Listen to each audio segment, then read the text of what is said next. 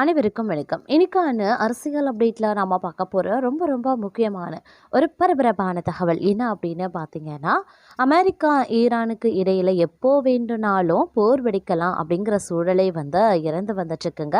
இந்த அமெரிக்கா ஈரானுக்கு போர் வெடித்தா வெல்வது யார், இராணுவ பலம் எந்த அளவுக்கு இவங்களுக்கு இடையில் காணப்படுகிறது அப்படிங்கிறத பற்றின தகவலோடு இன்னும் கூடுதலான உலக செய்திகளை பற்றின முழு தகவலை நீங்கள் தெரிந்து பலன் பெற வீடியோவை ஸ்கிப் பண்ணாம கடைசி வரைக்கும் பாருங்க.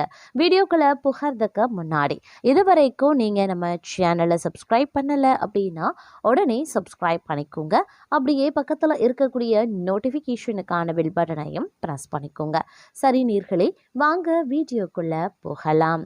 அதாவது அமெரிக்கா ஈரானுக்கு இடையில பார்த்தீங்க அப்படின்னா அப்பப்போ ஏதாவது ஒரு பேச்சுவார்த்தை இல்லைன்னா ஒரு கருத்து மோதல்கள் ஏற்பட்டு கொண்டே இருக்கிறது அப்படின்னே சொல்லலாம். இதன் காரணமாக ஈரானுக்கும் அமெரிக்காவுக்கும் இடையில எப்போ வேணுமானாலும் போர் வெடிக்கலாம் அப்படின்ற சூழலே நிலவி வந்துட்டு இருக்குங்க.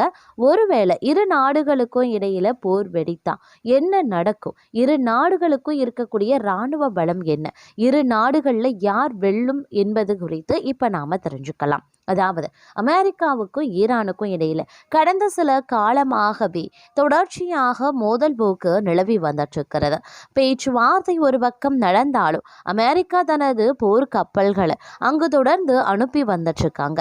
இதனால இருதரப்பிற்கும் இடையே பதற்றம் அதிகரித்தும் இருக்கிறதுங்க. இந்த சூழல்ல அமெரிக்காவுக்கும் ஈரானுக்கும் இடையில போர் வெடித்தா என்ன நடக்கும் அப்படிங்கிறத இப்ப நாம தெரிஞ்சுக்கலாம். உலகத்துல எந்த ஒரு நாட்டையும் காட்டிலும் அமெரிக்கா தான் இராணுவத்திற்கு அதிக நிதியை ஒதுக்கி வந்துட்டு இருக்காங்க.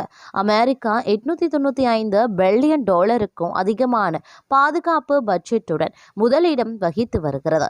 இது பல நாடுகளின் ஒட்டுமொத்த ஜிடிபியை காட்டிலும் அதிகம் அப்படின்னு சொல்லலாம். மறுபுறம் ஈரான் சுமார் $15 பில்லியன் 16வது இடத்துல இருக்காங்க. அதாவது இராணுவ நிதியில ஈரானை காட்டிலும் சுமார் 60 மடங்கு அதிக நிதியை அமெரிக்கா ஒதுக்குறாங்க. அமெரிக்கா இராணுவத்தில் சுமார் 1.3 மில்லியன் வீரர்களும் இருக்காங்க. மறுபுறம் ஈரானிடம் 6,10,000 வீரர்கள் மட்டுமே இருக்கிறாங்க. இருந்தாலும் பசிஜ் மற்றும் புரட்சிகர படைகள் அப்படின்னு வலுவான துணை இராணுவ படையை ஈரான் கொண்டிருக்கிறது. இதனால ஈரானின் ஒட்டுமொத்த இராணுவ பலம் அமெரிக்காவுக்கு மிக நெருக்கமாகவே இருக்கும் அப்படின்னு சொல்லப்படுகிறது. உலகில் மிகவும் நவீனமான விமானப்படைகள்ல அமெரிக்காவும் ஒன்று. F-22 மற்றும் F-35 போன்ற 5ஆம் தலைமுறை ஸ்டெதஸ்போர் விமானங்கள் அப்படின்னு 13,000த்திற்கும் மேற்பட்ட இராணுவ விமானங்களை அமெரிக்கா கொண்டிருக்காங்க. மறுபுறம் ஈரானின் விமானப்படை மிகவும் சிறியதாகவே இருக்கும். வெறும் 560 விமானங்களை மட்டுமே கொண்டிருக்கிறது. அதுவும் பழைய தொழில்நுட்பத்தில் இயங்கும் விமானங்களாகவே இருக்கின்றன. உலகின் 2வது மிகப்பெரிய கடற்படையை கொண்ட நாடாக அமெரிக்கா இருந்து வந்துட்டுருக்கு. 11 விமானம் தாங்கி கப்பல்கள் மற்றும் 81 டெஸ்ட்ராயர் கப்பல்களுடன் அமெரிக்கா இருக்காங்க. ஈரானும் கூட பாரசீக வளைகுடா பகுதியில் ஓரளவுக்கு நல்ல கடற்படையை கொண்டதாகவே இருக்கிறது.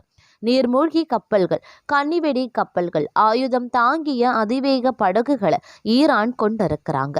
ஒட்டுமொத்தமாக அனைத்து வகை ஏவுகணைகளையும் சேர்த்தா அமெரிக்காவிடம் சுமார் 25,000 முதல் 30,000 வரையிலான ஏவுகணைகளை இருக்கும் என மதிப்பிடப்பட்டிருக்கிறது. மத்திய கிழக்கில் இருக்கக்கூடிய ஈரான் வசம் 3,000த்திற்கும் மேற்பட்ட ஏவுகணைகள் இருக்கும் என வல்லுநர்கள் குறிப்பிடுறாங்க. கடைசி இந்த இரு பாயிண்ட்டுகள் தான் ரொம்பவே முக்கியம். அதில் முதலாவது அணு ஆயுதங்கள். அணு ஆயுதங்களை முதல்ல தயாரித்த நாடாக அமெரிக்கா இருக்கிறது. சுமார் 5,177 அணு ஆயுதங்களை அமெரிக்கா கொண்டிருக்காங்க. ஈரான் வசம் இப்போது வரைக்கும் எந்த ஒரு அணு ஆயுதங்களும் கிடையாது. ஆனால் அணு ஆயுதங்களுக்கு ஏற்றபடி யுரேனியத்தை உற்பத்தி செய்யும் பணிகளில் அது தீவிரமாகவே இருக்கின்றது. தற்போதைய பிரச்சனைகளுக்கும் கூட அதுவே மேஜர் காரணம். அடுத்த 2வது விஷயம் உலக நாடுகளுடன் இருக்கக்கூடிய தொடர்பு. போர் வெடிக்கும் போது அமெரிக்காவுக்கு ஆதரவாக உலக நாடுகள் திரளும். குறிப்பா நேட்டோ நாடுகள் அமெரிக்காவுக்காக களமிறங்கும். ஏன்னா நேட்டோ நாட்டுல ஒரு நாடு மீது தாக்குதல் நடத்தினா மற்ற நாடுகளும் வர வேண்டும் அப்படிங்கிறதுனால அமெரிக்காவுக்கு ஆதரவாக பெரும்படை திரளும். மறுபுறம் ஈரானுக்கு ஆதரவாக ஈராக், சிரியா, லெபனான், ஏமன் சில நாடுகள் மட்டுமே வரும். இதையெல்லாம் வைத்து பார்த்தா அமெரிக்காவுக்கும் ஈரானுக்கும் இடையே முழு வீச்சில் போர் வெடித்து எல்லா நாடுகளும் உள்ளே வந்தா ஈரான்ல ஒரு நாள் கூட இந்த போரை தாக்குப்பிடிக்க முடியாது அப்படின்ற சூழல் நிலவி வந்துட்டு இருக்கு அப்படின்னே கூட சொல்லலாங்க. அது மட்டும் இல்லாமல் தற்போதைய சூழ்நிலையில் பார்க்கும் பொழுது அமெரிக்கா மத்திய கிழக்கில் பெரும் போர்க்கப்பல், போர் விமானப்படையை குவித்து வந்துட்டுருக்காங்க. இரு நாடுகள் மத்தியிலான அணுசக்தி பேச்சுவார்த்தை துவங்கி இருக்கக்கூடிய வேளையில் ஈரான் மீது அமெரிக்கா பார்த்தீங்க அப்படின்னா நீண்ட கால இராணுவ தாக்குதலை நடத்த தயாராகக்கூடிய வகையில் இதை செய்து வந்துட்டுருக்காங்க அப்படின்னு ஏஎஃப்பி செய்தியில் தெரிவிக்கப்பட்டிருந்தது. அதிபர் டொனால்ட் ட்ரம்ப் 2018 தான் ரத்து செய்த அணு ஒப்பந்தத்திற்கு மாற்றாக புதிய தீர்வு காணப்பட வேண்டும் அப்படின்ற பேச்சுவார்த்தையை துவங்கியிருந்தது. இந்த பேச்சுவார்த்தையில் தோல்வி அடைந்தால் இராணுவ நடவடிக்கை எடுப்பேன் அப்படின்னு ட்ரம்ப் மீண்டும் மீண்டும் எச்சரித்து வந்துட்டுருக்காரு. இதற்கு ஏற்றார் போல அமெரிக்கா தனது போர்க்கப்பல், போர் விமானங்களை மத்திய கிழக்கில் நிறுத்தி வந்துட்டுருக்காங்க. மத்திய கிழக்கில் தற்போது அமெரிக்காவின் 13 போர்க்கப்பல்களும் இருக்கிறது. இதில் ஒரு விமானம் தாங்கி கப்பல், 9 டெஸ்ட்ராயர் கப்பல்கள் மற்றும் 3 லிட்ரோடல் காம்பேக்ட் கப்பல்கள் ஆகியவையும் அடங்கும். கூடுதலான கப்பல்களும் தற்போது ஈரான் கடல் பரப்புக்கு வர இருக்கிறது. உலகின் மிகப்பெரிய விமானம் தாங்கி கப்பலான USS ஜெரல்ட் ஆர் ஃபோர்ட் கரீபியனில் இருந்து மத்திய கிழக்குக்கு தற்போது சென்று கொண்டிருக்கு. இதனுடன் 3 டெஸ்ட்ராயர் கப்பல்களும் இருக்குங்க. மத்திய கிழக்கில் 2 விமானம் தாங்கி கப்பல்கள் ஒரே நேரத்தில் இருக்கிறது மிகவும் அரிதானது அப்படின்னு பாதுகாப்புத்துறை வல்லுநர்களும் சொல்லியிருக்காங்க. கடந்த ஆண்டு ஜூன் மாதம் இஸ்ரேல் ஈரானுக்கு எதிரான 12 நாள் தாக்குதலின் போது இது போன்ற நிலை இருந்திருக்கிறதா. இதனால் தற்போதைய செயல்பாடுகளை பார்க்கும்போது அமெரிக்கா ஈரான் மீது பெரும் தாக்குதலை மேற்கொள்ள தயாராக இருக்கிறதாகவும் தெரியுது. இதனால் இந்த முறை வளைகுடா நாடுகள் மிரட்டல் விடுத்தாலும் அமெரிக்கா பின்வாங்காது என எதிர்பார்க்கப்படுது.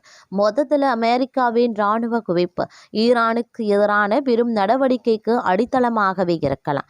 ட்ரம்பின் அச்சுறுத்தல்கள் சர்வதேச சந்தையில் பதற்றத்தை அதிகரித்திருக்கிறது. தங்கம் போன்ற பாதுகாப்பு சொத்துக்களுக்கு இது சாதகமாகவே இருக்கும். முதலீட்டாளர்கள் இந்த சூழலை கவனமாக பார்க்க வேண்டும் அப்படிங்கிறதும் குறிப்பிடத்தக்க ஒரு விஷயம் அப்படின்னே கூட சொல்லலாம். அது மட்டும் இல்லாமல் ஒரு புறம் பார்த்தீங்க அப்படின்னா பேச்சுவார்த்தை, மறுபுறம் பார்த்தீங்கன்னா ஆயுதங்கள் குவிப்பு அப்படின்னு அமெரிக்காவினுடைய இரட்டை நிலைப்பாடு அப்படிங்கிறது மிகப்பெரிய அளவில் கேள்விகளை எழுப்பி வந்துட்டுருக்கு. மத்திய கிழக்கில் அமெரிக்கா தனது வலிமை வாய்ந்த போர் தடவாளங்களை குவித்து வர்றதுனால பெரும் பதற்றமும் ஏற்பட்டிருக்கிறது. ஒரு புறம் பேச்சுவார்த்தை, மற்றொரு புறம் ஆயுதங்கள் குவிப்பு அப்படின்னு அமெரிக்கா இரட்டை நிலைப்பாட்டை எடுத்து வந்துட்டு இருக்காங்க. ஈரான் அமெரிக்கா இடையேயான அணுசக்தி ஒப்பந்தம் தொடர்பான 2ஆம் கட்ட பேச்சுவார்த்தை ஜெனீவாவில் நடந்திருக்கு. இந்த பேச்சுவார்த்தையில் நல்ல முறையில் நடைபெற்றதாக அமெரிக்காவும் ஈரானும் தெரிவித்திருக்காங்க. ஆனாலும் மத்திய கிழக்கு பிராந்தியத்தில் தனது படைகளை குவித்து வந்துட்டுருக்கு அமெரிக்கா. கடந்த 24 மணி நேரத்தில் மட்டும் F-35 லைட்னிங் 2, F-22 ராப்டர் மற்றும் F-16 ஃப்ளைட்டிங் ஃப்ளாஸ்கோன் ஆகியவை 50க்கும் மேற்பட்ட நவீன போர் விமானங்களை அமெரிக்கா ஈரான் எல்லைக்கு அருகில் இருக்கக்கூடிய இராணுவ தளங்களுக்கு அனுப்பியிருக்காங்க. இவை உலகின் மிகவும் சக்தி வாய்ந்த ஸ்டெத்தர்ஸ் ரக விமானங்கள் அப்படின்னு சொல்லலாம். ஐரோப்பிய கடலில் ஏற்கனவே நிலைநிறுத்தப்பட்டிருக்கக்கூடிய USS ஆப்ரஹாம் லிங்கன் கப்பலுடன் தற்போது உலகின் மிகப்பெரிய போர்க்கப்பலான USS ஜெரால்ட் போர்ட் மற்றும் அதன் துணை போர் கப்பல்களும் மத்திய கிழக்கு பிராந்தியத்தை நோக்கி விரைந்திருக்கிறது. வான்வெளியிலேயே போர் விமானங்களுக்கு எரிபொருள் நிரப்பும் வசதிகளையும் அமெரிக்கா தயார் நிலையில வைத்திருக்காங்க. ஈரானின் அணுசக்தி விவகாரத்தில் 2 வாரங்களுக்குள்ள ஒரு தெளிவான உடன்பாடு எட்டப்பட வேண்டும் அப்படின்னும், இல்லை அப்படின்னா கடும் விளைவுகளை சந்திக்க நேரிடும் அப்படின்னும் அதிபர் ட்ரம்ப் எச்சரிக்கை விடுத்திருந்தார். ஒருபுறம் சுவிட்சர்லாந்தின் ஜெனீவாவில் மறைமுக பேச்சுவார்த்தைகள் நடந்து வந்தாலும் மறுபுறம் அமெரிக்கா தனது இராணுவத்தை குவித்து வருவது ஈரானுக்கு அழுத்தம் கொடுக்கும் தந்திரமாகவே பார்க்கப்படுகிறது. அமெரிக்காவின் இந்த அச்சுறுத்தலுக்கு பதிலடியாக ஈரான் தனது மிக முக்கியமான கடல்வழி பாதையான ஹார்முஸ் ஜலசந்தியை தற்காலிகமாக மூடிவிட்டு அங்கு ஏவுகணை சோதனைகள் மற்றும் போர் ஒத்திகைகளை நடத்தி வந்துட்டு இருக்காங்க. ஈரான் தனது அணுசக்தி திட்டங்களை கைவிடாத பட்சத்தில் அதன் முக்கிய அணுசக்தி தளங்கள் மீது ஒரு நேரடி தாக்குதலை நடத்த அமெரிக்கா திட்டமிட்டிருக்கிறதாக பாதுகாப்புத்துறை வட்டாரங்களும் தெரிவித்திருக்கு. இது ஒட்டுமொத்த மத்திய கிழக்கு பிராந்தியத்திலையும் பெரிய போர் பதற்றத்தையும் உருவாக்கியிருக்கிறது.